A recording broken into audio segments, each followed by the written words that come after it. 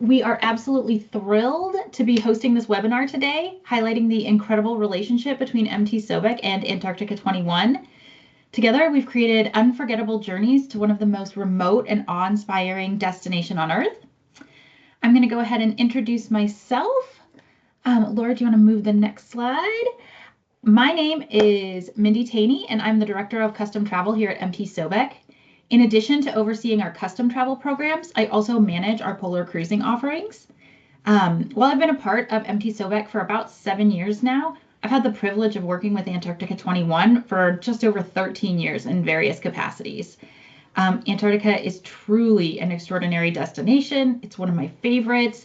It leaves a lasting impact on every traveler who visits, and we are just absolutely thrilled to be a part of getting people down there. And it is my absolute pleasure to introduce my friend and partner in adventure, Laura Gerwin from Antarctica 21. Hi, Hi, Laura. Alice. Hi. I'm thrilled to be here with you today with Mountain Travel So Big and Mindy. And really, I love being able to share the magic of Antarctica with others. My first trip to Antarctica was in 2009. I was headed down as a dishwasher for the United States Antarctic program. I was like, this really is the harshest continent on Earth. And a couple of years later, I decided to go back against everybody else's better judgment. And then I became a monster bus driver and I supported passenger logistics out at the airfields. And that's when I absolutely fell in love with Antarctica. So I spent over 2 years' time living on ice over 5 seasons. And since then, with Antarctica 21, I've been working on the inside here with them for about 3 years, but I've been working with them in the industry since 2017. So a lot of time with Antarctica 21. I've been able to go down to the peninsula several times. I've been to South Georgia and the Falkland Islands, and I've gone nearly up to the North Pole as well. So polar is definitely my passion, and we're here to share it all with you today. So, first off, today, what are we going to talk about? And I'd like to just talk a little bit about why Antarctica, why people are drawn to it, why working with Mountain Travel Sobek and Antarctica 21 is a fantastic way to achieve this journey. What's a day in a life like in Antarctica? And then we'll open it up for questions and answers for all of you. So at Antarctica 21, our aspiration and goal in life is to be the world's best fly cruise operator, utilizing small ships for wilderness expeditions in Antarctica and beyond. And we all strive to provide that every day with the guest experience at our very forefront of our mind. So, why Antarctica? Why do people want to travel all the way to the ends of the earth? When I tell people Antarctica, sometimes I get this look like you are crazy, and sometimes people are fascinated, other times people aren't even sure where Antarctica is. But I think the number one reason to go to Antarctica is the landscapes. This is an area and a place on the planet completely made of ice. And there's just nowhere else like that, not even the other polar regions. There are massive icebergs that you can't even fathom the size. And just being in a zodiac and zooming amongst these great iceberg fields with these wild colors of blue and these shapes, it truly is like nowhere else on the planet. I think many people head to Antarctica for the wildlife, but they find that what draws them back is the ice and our fantastic wildlife. Antarctica is abundant with penguins, elephant seals, leopard seals, fur seals, birders. It's a big place for birds. And we also have our big marine life creatures down there. We have our humpbacks, we have minkies, and we have orcas. So, for a wildlife safari, Antarctica is a fantastic destination. But we have so much more than that. We have world-class science, we have incredible history, and just wild exploration. So, Antarctica really does hold culture and so much more interesting tidbits to it, to just this place that people think of as, oh, it's cold there. There's a lot more Antarctica has to offer. But why choose to do all of this with Mountain Travel Sobek, the pioneers in adventure travel? And Mindy, I'll have you share a bit about Mountain Travel Sobek and why you all are so wonderful. Yeah, that is fantastic. Thanks, Laura. Um, many people ask, why would we go through MT Sobek instead of going directly to the ship? And at MT Sobek, we added our Antarctic cruising options for two key reasons. The first is that Antarctica really is the ultimate frontier for adventure seekers, which makes it perfect for the MT Sobek travelers who are already crave that extraordinary, intrepid experiences off the beaten path, really getting to know the environments. Secondly, as we've expanded our custom offerings around or through Chile, Argentina, and the greater Patagonia regions, we can really offer a one-stop shop if you wanted to add in pre and post cruise extensions. We can turn a cruise into part of a larger package. This makes us just, again, that one-stop shop. You can go to the ends of the earth and really capitalize on the airfare and the time you're taking to get down there and really making the most of that time investment. We highly recommend extending your adventure while you're down there, because Antarctica is so fantastic, but so are the ends of the earth as far as Patagonia, Chile, Argentina, all of that. So we really can help you make a well-rounded program. And with that, why has Mountain Travel Sobek decided Antarctica 21 is their premier partner Yeah. in Antarctica? So I wanted to talk a little about why us. Number one, we fly to Antarctica. We fly you across the Drake Passage. We pioneered this model. We've been doing it for 21 years. We just celebrated the 20th last year. The whole team met on the ship and had a birthday cake. But we fly you to Antarctica. The Drake Passage is known as one of the wildest waterways in the world. This is the mode that most folks need to take when they go to Antarctica. To cross the Drake Passage takes, give or take, 2 days in each direction. It could take 3 on the way there. It could take 1.5 on the way back. It could take 4 on the way there and 3 on the way back. It all just depends on the weather and the waves that are happening in the Drake. So what we do is we eliminate all of that. It takes us one flight to take everybody from Punta Arenas, Chile, over to the ship in King George Island. And that flight is just about 2.5 hours long. So we are saving tons of time and a lot of discomfort. Out on the Drake, there's nothing out there except for the occasional iceberg and a seabird following the ship. So you aren't missing anything out there unless you are like dead set and following Shackleton's voyage. But other than that, you really don't need to be out on the Drake. So we take one flight and we move everybody from point A to point B. Other great thing about Antarctica 21 is our ships are 76 passengers. That is really important for two reasons. Number one, it only takes the one flight, as I said. Some of the other folks operating fly cruises down in that part of the world, they have larger ships, so that means they take 2 or 3 flights to get everybody from point A to point B.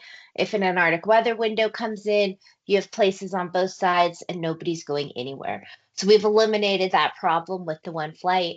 The other thing that's so important about a small passenger ship when you travel to Antarctica is that the Antarctic Treaty, which is the governing body of the Antarctic travel sector, doesn't allow more than 100 people to leave the ship and to go to shore at one time. So any ship with more than 100 passengers is playing a merry-go-round game.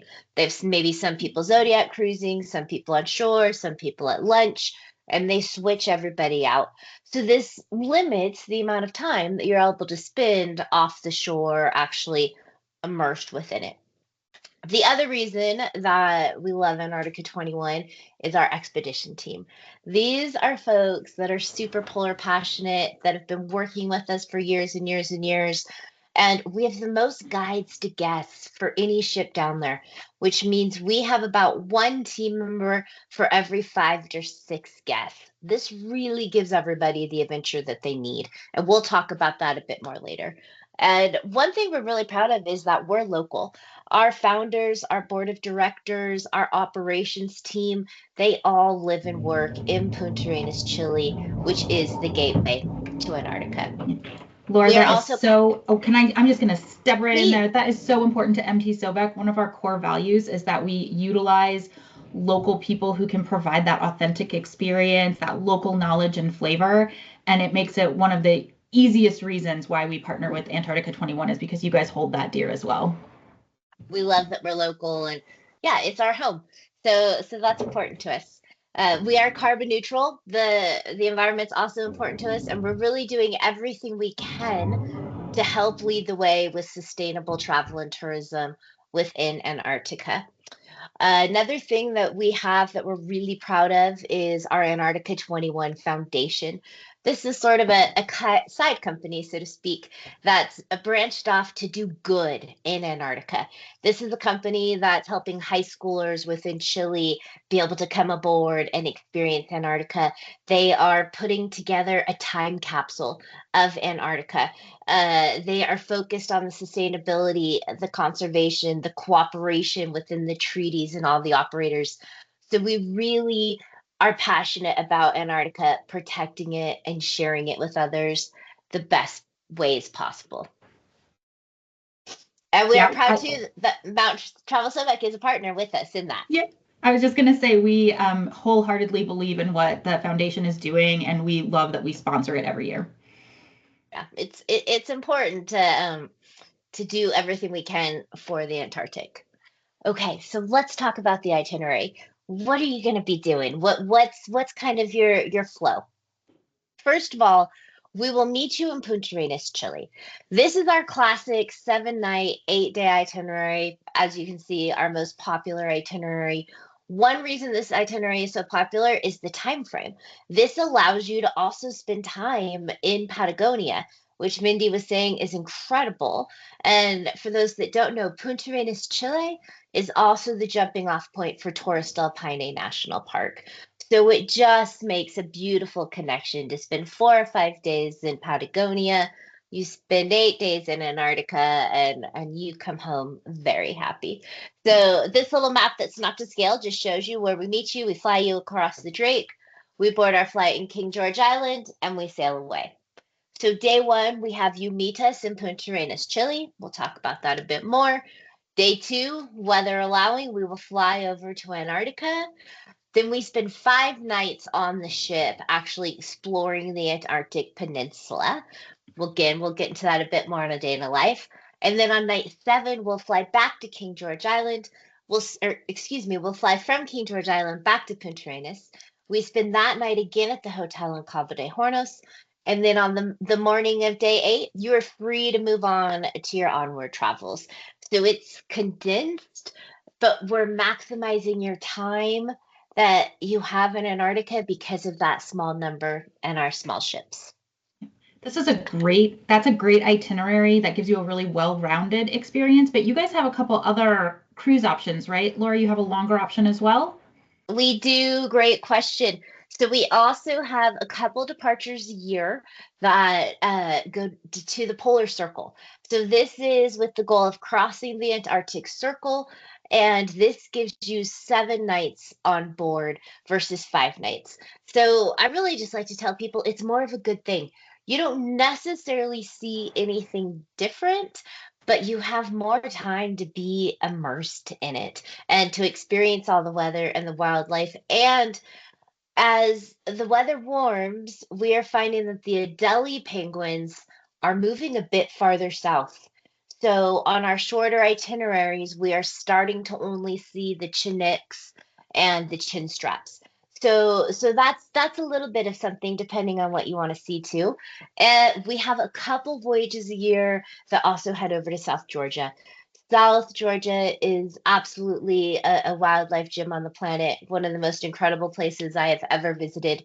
You have millions of king penguins and elephant seals. It's literally hard to walk along the shore without stepping on an animal. So this is a place that's completely different than Antarctica, but fuels that polar passion as well. Excellent. And this photo is I just think this explorer's house is so amazingly constructed. And one of the things that I really appreciate about Antarctica 21 is the thoughtful and well-structured contingency plans that you guys have in place, just in case that weather kind of flares up. We all know that traveling to remote and wild places comes with inherent challenges, right? And of course, we hope that guests never have to utilize any of the backup plans, and hopefully they never even have to know about them. But knowing that you guys are so detailed and so reliable and you have all of these alternatives planned already is a tremendous peace of mind for those of us who are sending folks down to Antarctica. And the Explorer's House in Punta Arenas is just such a fantastic asset. It's offering a comfortable, localized space for guests that they can come to, they can meet each other. If there's weather delays or logistical changes, they have a place that is centralized for them and sort of official with like different aspects that they can explore there. And this level of preparation is just one of the many reasons we love you guys. Do you want to tell them a little bit more about the house? I will. I will. We are really proud of the Expedition Center. We rehabbed this old building in Patagonia, and this has just opened 2 years ago, and it has gotten rave reviews from our guests. We have several different means from our Expedition Center. One is, like Mindy said, Mother Nature is in charge in Antarctica, and she likes to remind us of that all the time. And when that happens, we do pride ourselves in our contingency plan because things stay seamless, they stay smooth, and we make sure that you are entertained and you are comfortable while you are waiting to your trip to Antarctica if it is delayed. And one of those options is now in our new Explorer's House, our Expedition Center. This is exclusive for Antarctica 21 guests. You can use it anytime you're in Punta Arenas, and it is quite comfortable. We have tea, we have cookies, we have snacks, and you can just spend the day hanging out. There's these really great interactive touch screens where you can learn tons about Antarctica. There's a library. So we have that for you. And then this is also a day that we utilize on day one a lot for the journey. And I've realized that helping people understand all your steps on the way from arriving to Punta Arenas to getting on the ship in Antarctica is an important part to visualize. So I just want to take you through day one at the Explorer's House. Like I said, everybody must be here by 2 p.m. There's no wiggle room for that because if we are looking at weather on the morning of day two, we'll get you on the ship early. We'll go on day one. So we need everybody in one place. But with perfect weather, on day one, we meet you at the Explorer's House. We make sure the boots we have already pre-selected for you fit. Then we help you do a biosecurity effort where we help you vacuum your gear and check the Velcro and the bottom of your backpacks to make sure you aren't taking any seeds or furs or anything to the Antarctic that could bloom into flora and fauna down in the Antarctic. It's really important to be protecting the environment as much as possible. So we'll vacuum your outer layers of gear. Then we'll have a welcome briefing where you really get to know what to expect the next day, what to be expecting on your expedition. It all really starts coming together. We'll have a delicious Chilean dinner. We'll have a toast. You'll be meeting your other traveler friends. And then after dinner, they will announce the flight time to Antarctica, and you will know when you're actually going to be on your way after this journey that you've already had to the ends of the earth. Then we fly over to Antarctica. Like I said, it's a quick 2.5 hour flight, and we land on King George Island, which is just an exciting feeling the first time that you land in Antarctica. After you land, we quickly load everybody onto this little bus and we drive you about all of 4 minutes down to the shoreline. Once you're on the shore, we help you get geared up for your first Zodiac ride, which is always full of adrenaline right here. You're all of a sudden in Antarctica, you're putting on life vests, you're getting ready to go on this ship. It's a big part mentally. And then we get you on your Zodiac and we take you out to your expedition ship. And that's kind of your process from getting to the ends of the earth to the start of your expedition. We have three ships for you to choose from at Antarctica 21. First is our Magellan Explorer. We built this with everything we've known from sailing in the polar waters. It just hit the waters in 2019. Some of the polar experts like to call this the most stunning expedition vessel in all of the Antarctic waters. We're proud of this ship. It's comfortable. The lounge is wonderful. The observation deck is great. We have a sauna, we have a gym, we have outdoor barbecue space. It gives everything that you need for a really phenomenal voyage to also be comfortable and within the swanky environments of the ship. We're also really excited that we are currently building the Magellan Explorer sister ship, the Magellan Discoverer. As I said, this will be a sister ship, same look and feel, similar features, but we'll have higher ceilings, bigger rooms, larger sitting areas, a few other amenities. But both ships are, without a doubt, a fantastic way to experience the Antarctic. We also still have our iconic expedition vessel, the Ocean Nova. This is the Ocean Nova's last season coming up in 25-26. It's not the most stunning expedition vessel that you've seen in the polar waters, but it is comfortable. And this ship only has 68 passengers. So this is your smallest ship in the Antarctic waters without getting into a private charter or private vessel. So this is giving you a really intimate, in-depth experience. It's the same experience that you have on our other ships. It's just different accommodations. The Ocean Nova comes with a fantastic value uh, compared to the other ships, depending on how you look at it. And we also have some fantastic promotions still available until March 31st. Mount Travel Sobek can give you all the details, but in short, really quick, anything for 2026 has a $2,000 discount on it right now per person. And there are three voyages in 25-26 that have a promotion. One of them on the Ocean Nova, which will bring your price point down to just shy of 14,000 per person, which is a fantastic value for the air cruise flying across the Drake. Yeah. That's enough I'll say about that. Unless you want to add anything there, Mindy. Otherwise, we'll talk about a day on a life. Yeah, I was just thinking if I got that discount, I would put it towards also going to Patagonia. Like, Yeah. oh yeah, a little bit of savings, spend a little bit more time down there. Exactly, exactly. Great plan.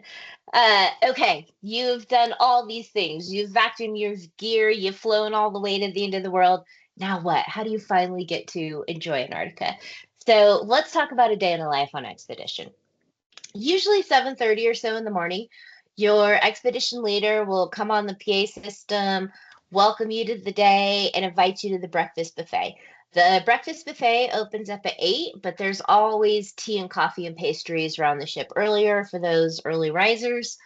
The breakfast buffet is full spread, tons of salad bars, fruits, pastries, omelet station. You're going to be fed well. Usually by 9 a.m., 9:30 in the morning, you're disembarking the ship for your first expedition. You'll be off the ship for 2 to 3 hours, give or take, depending on when you got off the ship and get back on and just what's happening at that landing site. We'll have you back on the ship for lunch, where there's a fantastic lunch buffet. Again, huge hot line, tons of salad bar lines, soups, breads, and they always do some sort of pop-up noodle bar, pop-up taco bar. So they keep it interesting for you. There's also a hidden cheeseburger menu. Important to know that there's a hidden menu. Just ask for it. While we're on the ship for lunch, we'll sail to another landing site.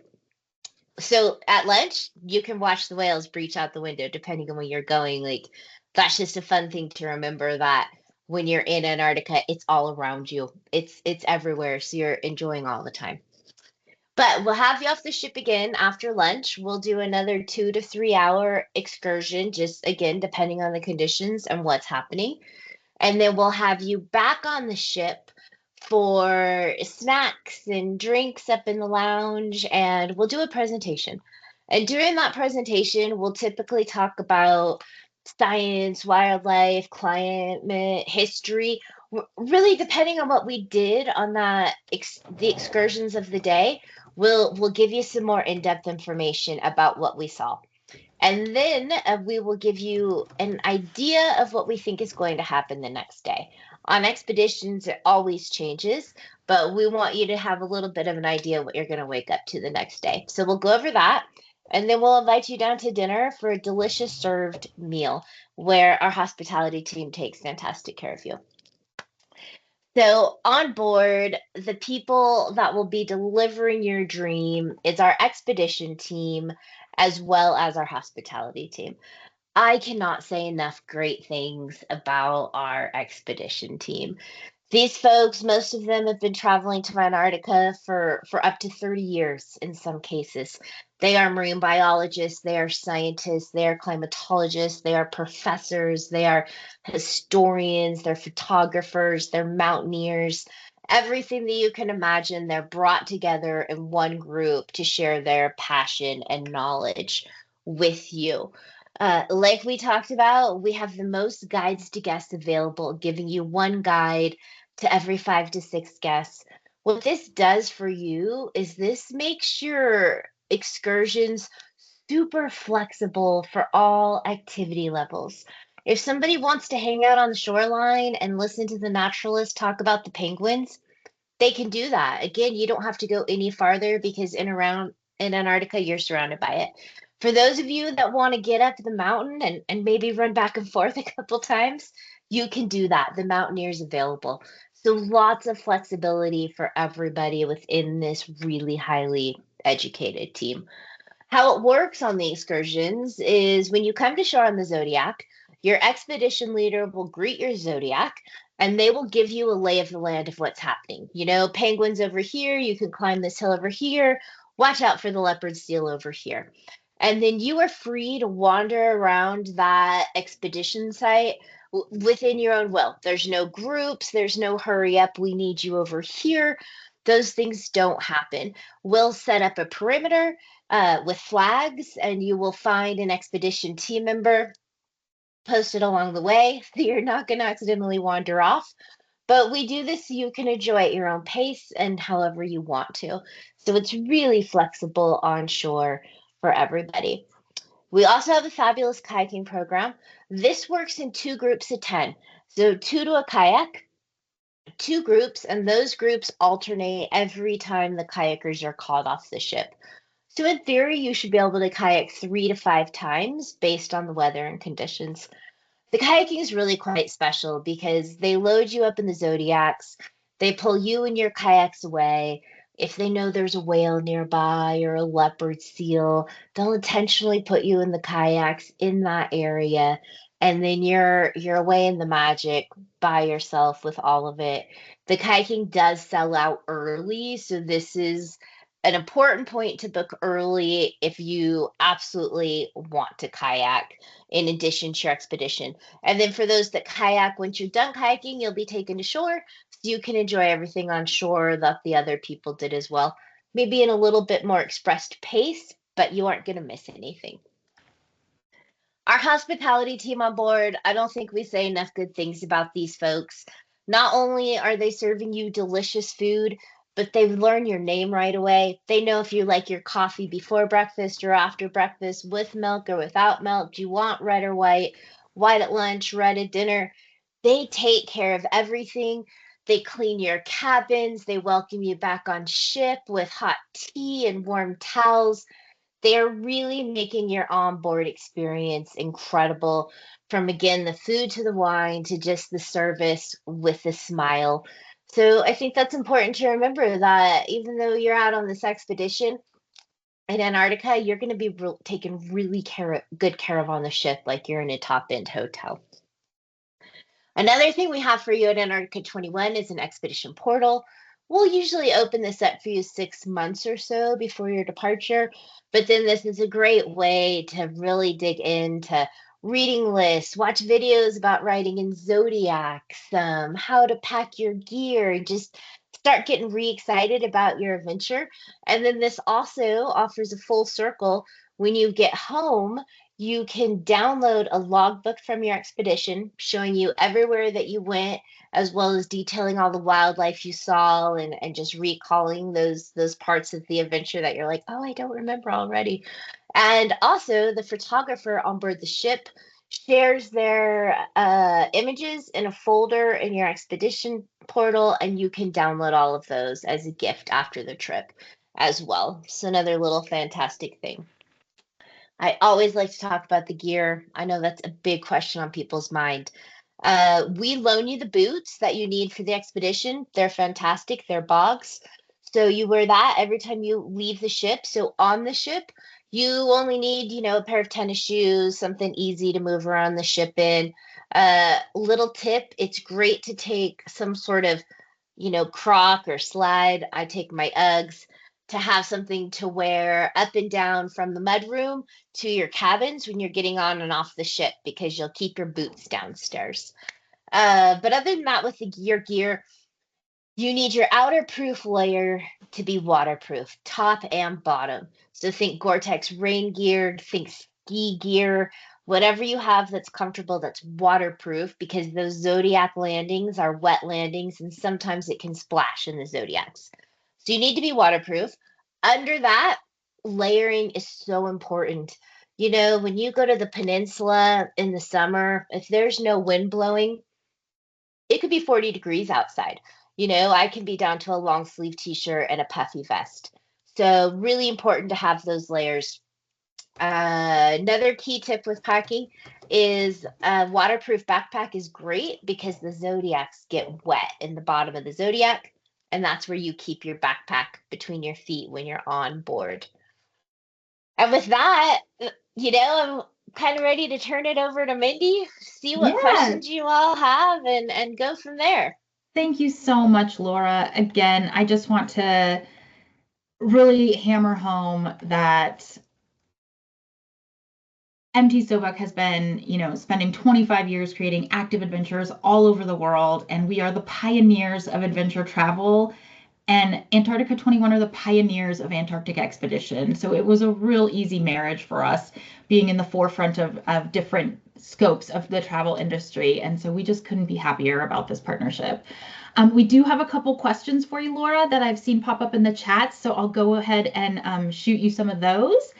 The first one was, what happens if the flights to Antarctica are delayed? Mike, who was answering the chats for you guys, he actually was delayed just by a couple of hours, like a handful of hours beforehand, but give him a little bit of a sense of what that looks like. Sure. It depends what side you're on. If your flight is delayed in Punta Arenas, our on-team staff will be communicating you, keeping everything up to date. They do that through an app called Telegram, and they also keep poster boards, so to speak, updated in the lobby of the hotel and at Explorer's house, and they keep you entertained. Depending on how long the delay is, which is often unpredictable because they're checking the weather every 2 hours, waiting for that weather window. So sometimes you're in standby mode. Sometimes it's like, oof, it's going to be tomorrow. And what we'll do in those times is we'll potentially put on a presentation at the Explorer's House so you can get more in-depth knowledge. We'll do a city tour through Punta Arenas. If we think it's really going to be a long delay, we'll take you out to an estancia and we'll have a lamb barbecue. So we take care of you there. Another really important thing to note is we don't move your hotel rooms. Your hotel Mhm. rooms are taken care of for the whole time you're supposed to be on the ship. So if we do have a long delay, you're taken care of. On the other side, if you're on the ship with a flight delay, the expedition team takes care of you. They help you connect and get a hold of Mindy. And really, if you're on the ship with the delay, booking through Mountain Travel Sobek is fantastic because they're going to be taking care of all of those arrangements that need to be taken care of. So you can just enjoy your bonus time in Antarctica. They will still work to get you off the ship and you'll get more expeditions around that area. So entertained and communicated with transparently and often. Excellent. Thank you. Lisa is asking, for solo travelers, do you match people up within cabins? I know you have single room rates and single rooms available, but you guys also do a share program, right? Exactly. We have a shared program, so we'll match you in a same-sex cabin with somebody else so that you don't need to buy that single cabin and you can feel free to come. And it's a great expedition for single travelers because you're instantly on a boat with 65 of your best new friends. So you aren't going to spend a moment alone unless you want to. That's the truth. I am still friends with people I went on the cruise with. because you Hmm. just instantly connect with so many, like-minded travelers. Absolutely. Do you guys have snowshoes available to use We on the do. continent? We have we have hiking poles for anybody that needs them. People often ask that. And we have a snowshoe program. So you can't just take the snowshoe and use it on your own, but when there is snowshoe available at the landing sites, they will offer for a small snowshoeing group of about 12 people to be able to go out and snowshoe together. There is an additional cost of that on board for, I believe it's $85. You sign up on board, and so that snowshoe group, maybe they'll go farther, maybe they'll go a little somewhere else, but you can still usually hike in the same area. So you don't have to feel like you have to do an additional activity unless you want to. Absolutely. Speaking of the activities, Naomi is asking if you can talk about the level of difficulty for the expeditions. You have to have, a certain like mobility, right? Because you got to do a little bit of walking, getting in and out of zodiacs. But really, once you're on land, you can make it as strenuous as sort of easy paced as you want, right? That's totally right, Mindy. First of all, on the ship, if you don't feel like even getting off the ship and going to shore, remember it can be stunning just sitting and watching from the ship, for one. For two, you need to have a bit of mobility to go up and down the stairs because on the ship we do have a couple levels of stairs. There's railings, you don't have to move quick, but there are stairs.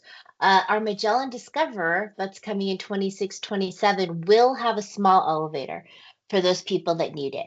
But you need to have the mobility to get on the Zodiac. Boarding a Zodiac is as easy as sitting on down. That's all you have to do.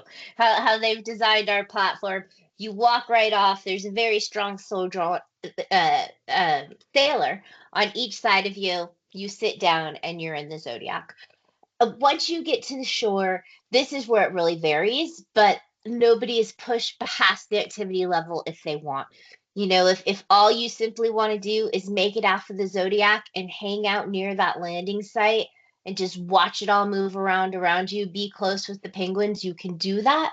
For those that want to go hike whatever hike is there, or I even saw on my last trip when I was just down there, they'd set up a perimeter and somebody was just running running around the perimeter, so it really gives to whatever you need because we have so many team members on shore helping, and we have such a flexible excursion that we kind of set at the perimeter and let you roam on your own. So if you need tons of activity, don't worry about it. You can get it between the ship and doing as much you can on the landing site.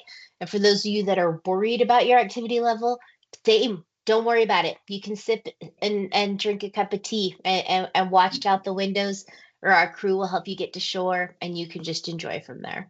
Yeah. And that added level of kayaking can really add some more challenging activity level if you want it. But can Mhm. you remind me what the additional cost is for the kayaking? Is it 8.95 per person?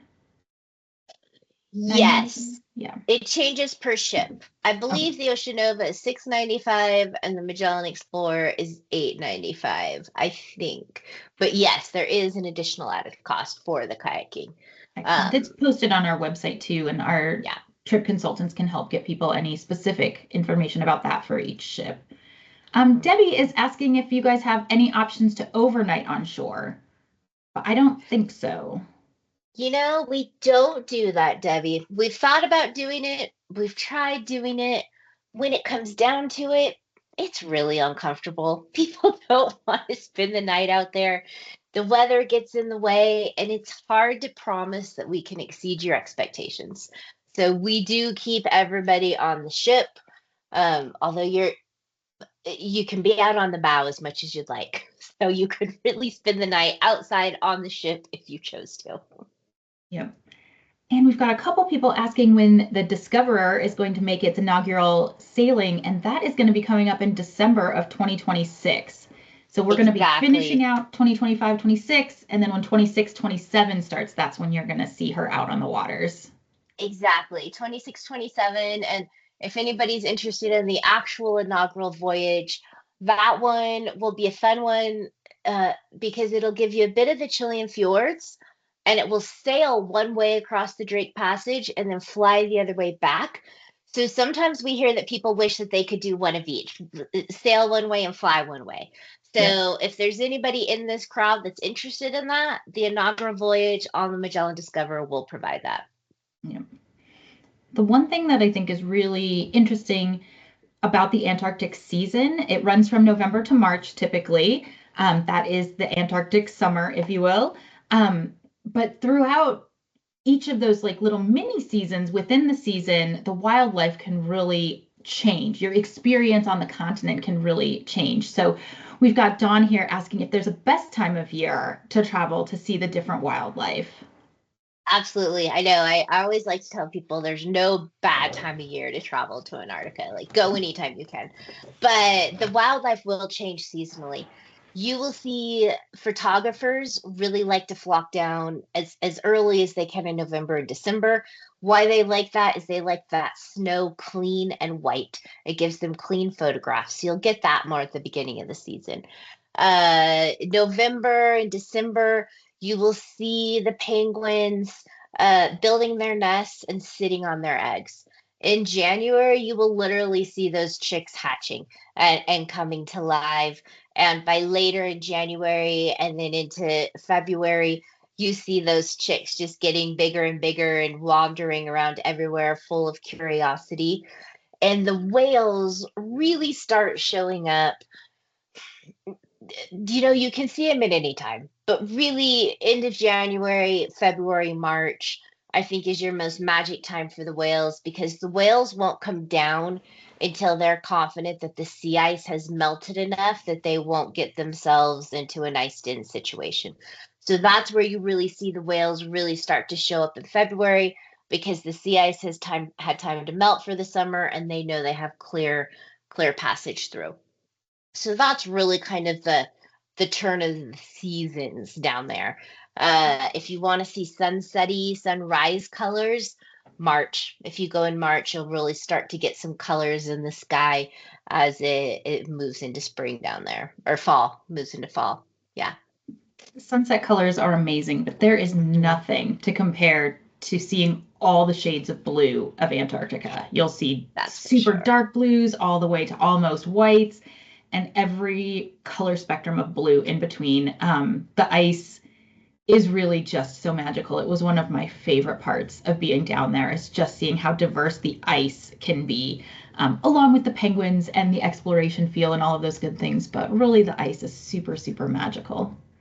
Me too. That's what mesmerizes me every time is the ice is just it's so unique. Yep. Peter is asking, can the trip be canceled? I'm assuming he means the cruise if there's no weather window within, say, 3 days. Do you guys have a cutoff point when you're just saying, sorry, guys, we just can't go? We do see that happen. It happens really rarely, honestly. It doesn't even typically happen every season. But 4 days is our cutoff point. If it's gone 4 days, we will talk to you. We will we'll make refunds. We'll move you to other seasons. And really, honestly, it depends on the situation of what they're going to do. Sometimes they'll go ahead and sail the ship across the Drake because they need to get positioned for what's happening next, and they'll offer huge discounts if you want to take that 2-day voyage. So yes, it can get to that point, and when we get to that point, the situation is looked at, and exactly what they're going to do matters then. But yeah, there is options to just take your refunds and walk away. Wonderful. Thank you for that. I've got a couple questions relying to the discounts, and to those of you who are asking them, I will have my trip consultants reach out to you so that they can go over some of the finer points of what those look like, the timing of them, and answer any specific questions you have about that. Yeah, I'll just My add to that one that our current promotions extend March 31st, Yep. and I have not heard a rumor of them being extended. Yeah. So, Thank you for that. We've got yeah, 11 days, guys. If you're hoping to scoop up those discounts, now is a great time. Um, I think the last question I'll ask, I think this is a really great one. It is, You mentioned before that the photographers like to go down when the continent is white in November. Can you talk a little bit about what photographers can expect when they're on the ice? I know that they have made a lot more sort of restrictions on Antarctica in recent years, saying, you have to maintain the distance with the wildlife and there's no sitting or letting the penguins say come up to you. Can you speak to that just a little bit? I know there's some questions floating around about that. Yeah, that's a great question. Distance hasn't changed that much. As far as distance, I think it's about 15 meters they want you from things. So with a big lens, you've got no problems with the distance. But what has been impacting how some photographers like to photograph down there is that you can no longer sit, kneel, or lie on the ground. So it's more about an angle difference is what's happening with photography, or really trying to, find a way to take that picture from down below without actually getting down there yourself. So it's a little tricky, but there's ways to work through it. Yeah. No more snow angels on the continent. No more snow angels. Yeah, yeah, unfortunately. I know, one of my favorite things used to be just to go and sit and just to watch, and you can't anymore. Although I will tell you a little trick that I've been getting away with. And they have those like trifold little stadium chairs almost that like Yep. fold out into this tiny little thing. Well, that's like a walking pole. So those kind of give you a little seat, a little seat. Yeah. Well, excellent. Thank you so much for your time, Laura. Um, it was really wonderful having you here, going over all of the details of the cruises, mentioning the discounts that we have for, the next 11 days, answering all of our questions. Again, to the audience, thank you so much for joining us. We really appreciate you guys coming and learning about our program. Um, and, we stand at the ready to continue answering questions for you. Let me see here. Again, you can reach out directly to MT Sobek. You can download the Fly Cruise itinerary right off of our website, and we'll get you connected with a travel consultant. You can email me. You can call Mindy. You can call the general 800 number there on your screen. You can get in touch with your favorite travel agent to call us and get this all organized. So really, the sky's the limit for how you can work with us and make sure you can get down to the seventh continent. Great. Well, thank you all Um, so much for being yeah. here and for your interest in Antarctica. I love being able to share it with others. Thanks, Laura. It was just great. Just as a reminder, we are going to be sending out a link to the presentation if anybody wants to rewatch it, or if anybody had to, drop off or they came late, you can still see the entire presentation when we get that sent over to you. So with that, I'll bid you all farewell. Thank you so much for your time, and hopefully we'll be seeing you on the trails.